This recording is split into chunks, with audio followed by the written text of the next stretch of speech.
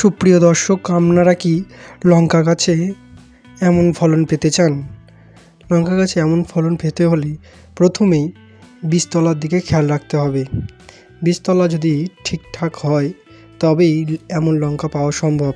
তা দর্শক, কিভাবে লঙ্কা গাছের চারা তৈরি করবেন সে বিষয়ে পূর্ণাঙ্গ ভিডিও দেওয়া হলো। প্রথমেই লঙ্কা গাছ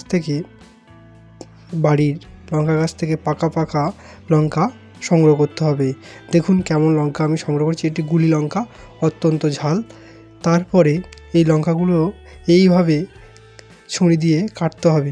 দেখুন কত পরিমাণ বীজ রয়েছে লঙ্কার মধ্যে, এবং বীজগুলিকে বার করে নিতে হবে ভালোভাবে, যেন না একটু অন্য কোনো অংশ থাকে। এইভাবে বার করে নেওয়ার পর বীজগুলি, দেখুন কত বীজ বার করেছি, তারপরে জলেতে ধুয়ে নিতে হবে, কারণ এই বীজের গায়ে বিভিন্ন লালা রস লেগে থাকতে পারে। তারপর বীজগুলি রোদ্দুরে দিতে হবে। এরপর একদিন বীজগুলি ভিজিয়ে নিতে হবে। তারপরে একটি কাপড়ে বীজগুলিকে রেখে তারপর কাপড়টিকে ভালোভাবে মুড়ে নিতে হবে।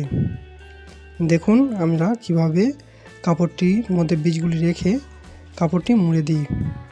তারপর কাপড়টি ভালোভাবে মুড়ে দিতে হবে। দেখুন এইভাবে মুড়ে কম করে প্রথমে 1.5 দিন রেখে দেখতে হবে যে বীজতলার যে লঙ্কার দানাগুলির মুখ আসছে কিনা। যদি লঙ্কার দানার কলা এসে যায় তাহলে দানাগুলিকে প্রতিস্থাপন করতে হবে। এরপর দানাগুলিকে বসিয়ে নেব।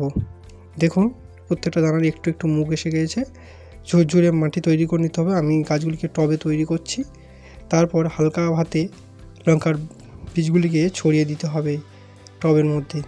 তারপর তার উপরে কিছুটা পরিমাণ মাটি দিতে হবে, যাতে বীজগুলি হালকা করে চাপা পড়ে যায়। দেখুন আমি বীজগুলিকে ছড়িয়ে দিলাম। এরপর এর মধ্যে আমি মাটি দিয়ে দেব। দেখুন কীভাবে মাটিগুলো দিয়ে দিচ্ছি। এইভাবে মাটি দেওয়ার পর ভালোভাবে মাটি দিয়ে দেবো। দেওয়ার পর কমপক্ষে 3 দিন রেখে দেবো। আমার মাটিটাই একটু ভিজে আছে, তাই কোনো জল দেব না। মাটি শুকনো থাকলে প্রথমে ঝাঁঝরি দিয়ে জল দিয়ে ভিজিয়ে দেব। দেখুন আস্তে আস্তে সব বীজ কীরকমভাবে চাপা দিয়ে দিচ্ছি।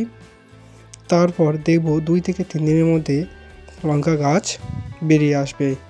দেখুন আমার কি সুন্দর চারা হয়েছে, দেখতে পাচ্ছেন কত সুন্দর চারা হয়েছে। ঠিক এইভাবে তৈরি করতে পারলে লঙ্কা গাছের চারা তৈরি হবে। বন্ধুরা, আজ এই পর্যন্ত।